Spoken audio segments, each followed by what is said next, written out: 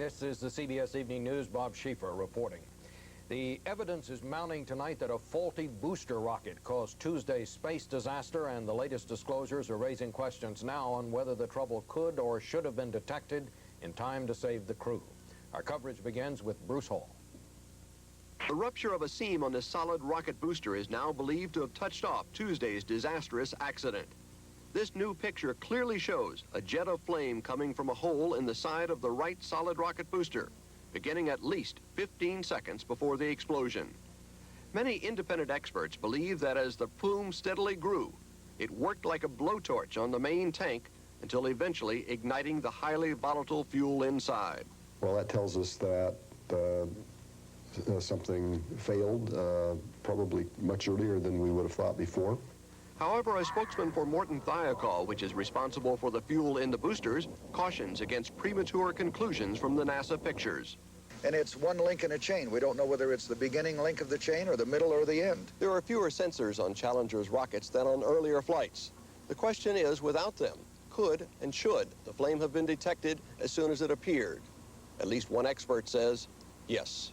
I think that would have shown up very clearly on the telemetry, and apparently of the order of 10 seconds before the final failure.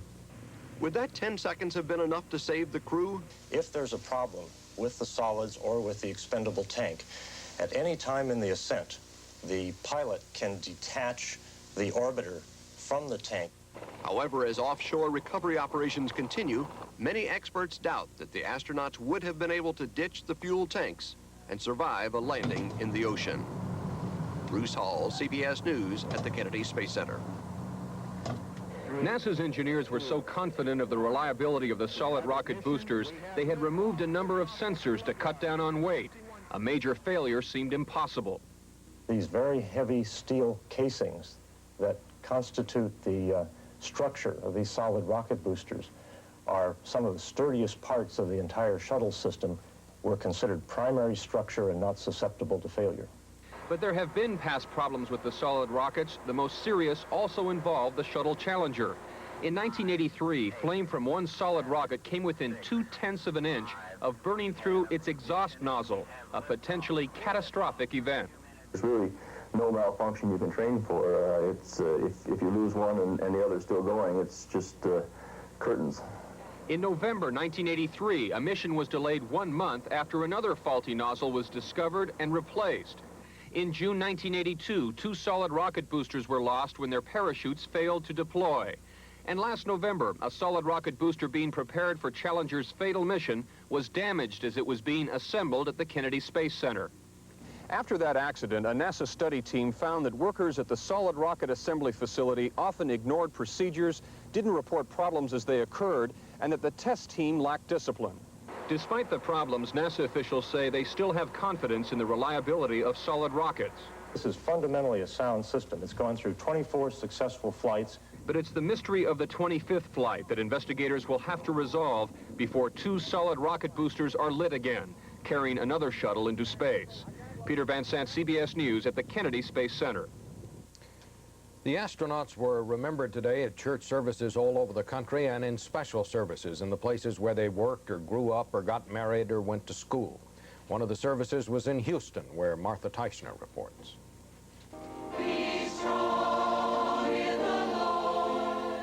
In Houston, the NASA family puts away its pain.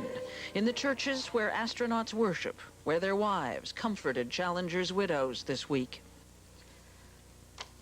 I come in sadness this morning because there's a great void in our community. Jim Irwin went to the moon, but came back. I think in all great ventures, there's great risk. We all lost something this week. Just when we thought we had it made, we lost it. It was yet another time to be brave for Dick Scobee's daughter. A solemn day at the end of a solemn week. One by one, her father's friends, his fellow astronauts, helped pay tribute. June Scobee has expressed a desire that this chapter in Corinthians be read. Lord, we thank you for sharing them with us until... I'm touched by all the kindness that people have bestowed on the families of the crew. And finally, this small, grieving family sang a song, not of sadness, but of pride, a song for all Americans. Martha Teichner, CBS News at the Johnson Space Center in Houston. America first went into space with the Explorer 1 satellite, the size of a grapefruit. That was in 1958. Since then, we've been to the moon and beyond. There we go. Good. The U.S. landed a robot spacecraft on Mars and swept toward the outer reaches of the solar system, expanding the frontiers of science. At least two of the major purposes and benefits of the space program are international prestige and the psychological payoff within the country. That really looks super. Perhaps the most tangible benefit is the satellite industry, which made global communications possible without a vast network of wires.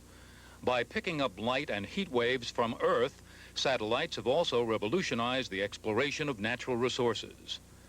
The requirement that equipment for spacecraft be small and lightweight ultimately led to the personal computer and medical advances as well.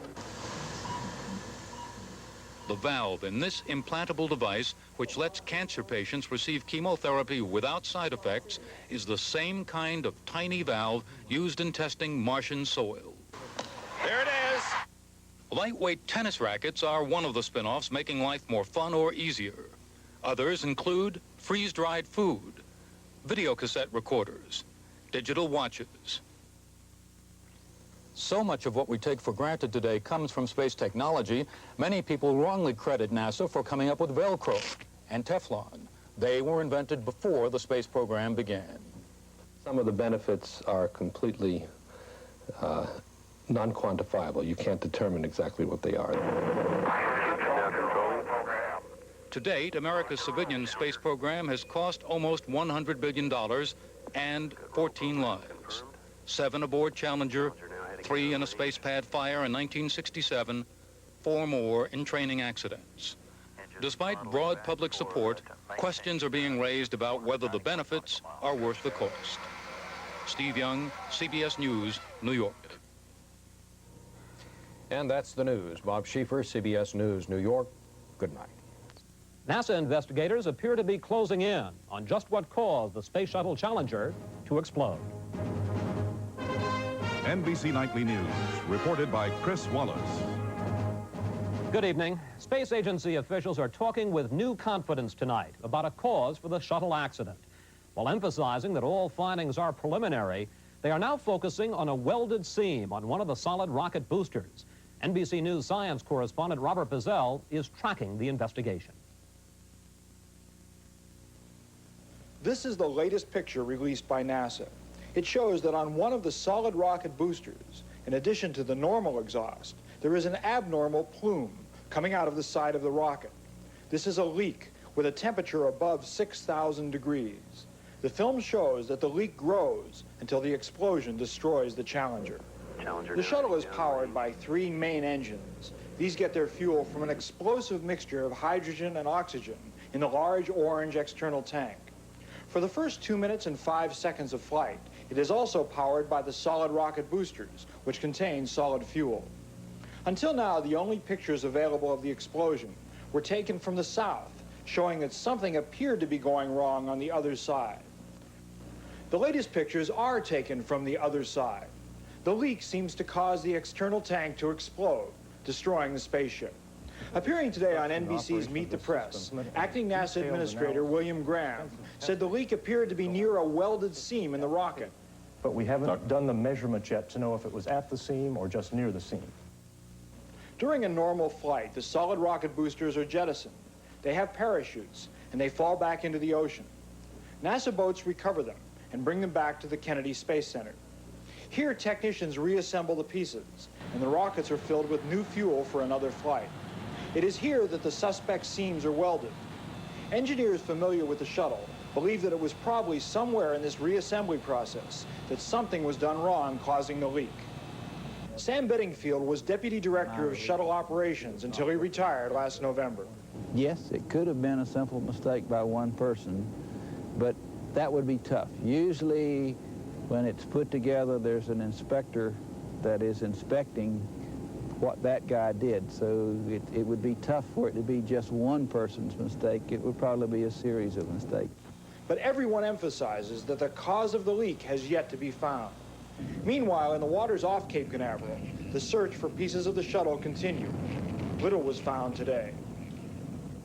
Strong currents and murky waters have made it difficult for searchers to recover any underwater objects so far. Chris? Bob, why would the booster spring a leak? Would it be something in the way the fuel was stored or something structurally wrong with the booster itself? Well, it could be either one of those things, and finding out is a big job ahead for the investigating panel. It could have been metal fatigue, it could have been some mistake that was made in the weld, or it could have been caused by what engineers call a hot spot in the way the fuel was loaded that caused improper pressure on the side there. It could have been any one of those things, and that makes it very difficult to determine what the leak resulted from. That's interesting, because some NASA officials are saying that they're so close to an answer that the shuttle may be flying again in June. Is that realistic? Well, there's certainly a lot of people around here at the Kennedy Space Center who would like to see it fly again in June, and I think it's necessary for that kind of talk to keep people going to their jobs every day. But the fact is that they don't know yet what caused the leak. They don't know how to solve the problem. So until they know those things, there's no realistic way of setting a schedule. Bob Dozell at the Kennedy Space Center. The scene of an important part of the inquiry is now in Huntsville, Alabama, where a memorial service was held today. David Hazinski reports from the Marshall Space Flight Center. The NASA Investigation Board arrived at Marshall Space Flight Center to debrief experts here, and they brought their wives because they also attended another memorial service. Astronauts Mark Brown and Dave Leetsma also flew in for the memorial. Leetsma was scheduled to fly on the next shuttle mission. NASA officials think the Marshall Space Center may hold key clues into the tragedy that delayed his flight. Workers here have been responsible for the management of propulsion systems for all rockets since the American space program began. So the possibility that a booster rocket leak caused Tuesday's tragedy concerns this branch of NASA's extended family more than others. At a concert hall named after rocket pioneer Wernher von Braun, the faces of NASA workers and their families and friends still show shock and deep grief. The recognition by the Huntsville community of the crew's contribution to our country has been shown by an outpouring of support and encouragement and condolences. Astronaut Leetsma trained with those who were killed. There are two things that we can do with this tragedy, and we have the choice. We can choose to wallow in our grief and press on to another direction and say, no, this isn't for us. Or we can choose to turn this tragedy into a triumph. As a family, we also share the great sorrow of this tragic loss. NASA workers know the tears and the mourning have to end now, and the memory of those who died will be best served by finding the cause of their crash and flying again. David Hazinski, NBC News, Huntsville, Alabama. This is the CBS Sunday Night News. I'm Charles Osgood. NASA investigators believe they may know now what caused the Challenger shuttle to explode on Tuesday, killing the 7 crew members. Newly released pictures show something the astronauts had no way of knowing. Peter Van Sant reports. Challenger's 7-member crew never realized their ship was in disastrous shape. Sensors didn't tell them that flame had burst through the side of the right solid rocket booster and was striking the giant fuel tank. The plume appeared right in this area, just above the point where the solid rocket attaches to the expendable tank. About 15 seconds after the flame first appeared, Challenger exploded. Spaceflight experts say the crew may have been warned in time to attempt an escape if NASA engineers hadn't removed a number of solid rocket sensors to reduce weight. I think that would have shown up very clearly on the telemetry, and apparently of the order of 10 seconds before the final failure. The solid rockets have been involved in a series of mishaps. In 1983, one solid rocket on the shuttle Challenger came within 0.2 of an inch of burning through its exhaust nozzle, a potentially fatal event. There's really no malfunction you can train for. If you lose one and the other's still going, it's just curtains. In November 1983, another faulty nozzle caused a 1-month flight delay. NASA officials believe any problem with the solid rockets can be solved. There's a problem there, but the overall configuration and design we believe to be fundamentally sound, and we don't think it'll take a very long time to get this problem corrected. NASA officials reportedly have set June 20th as the target date for the next shuttle launch. Peter Van Sant, CBS News at the Kennedy Space Center. The Challenger crew and their families were remembered at Sunday church services across the nation. There were some special memorial services as well, including those at Huntsville, Alabama, where the booster rockets are made. Sandy Gilmore reports.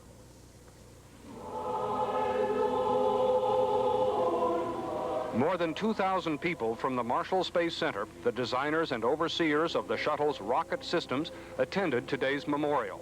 Alabama's Governor George Wallace told them there cannot be dreams without nightmares. We cannot succeed without an occasional failure. Members of NASA's Interim Mishap Investigation Board attended the memorial, including William Lucas, director of the nearby Marshall Space Center. For us, that challenge is to demonstrate that man can successfully explore and live and work in space. The investigating team briefly dropped in at the Huntsville Operations Support Center, where NASA monitors computerized data from the shuttle's engines, rockets, and fuel tank. The investigators believe the data collected here could help prove the cause of the shuttle explosion. When the investigative team says they're complete and they've made the changes they need to make, if any, I'm ready to go. Late today, investigators flew back to Kennedy Space Center. They may issue a preliminary report as soon as next Tuesday. Sandy Gilmore, CBS News, Huntsville, Alabama.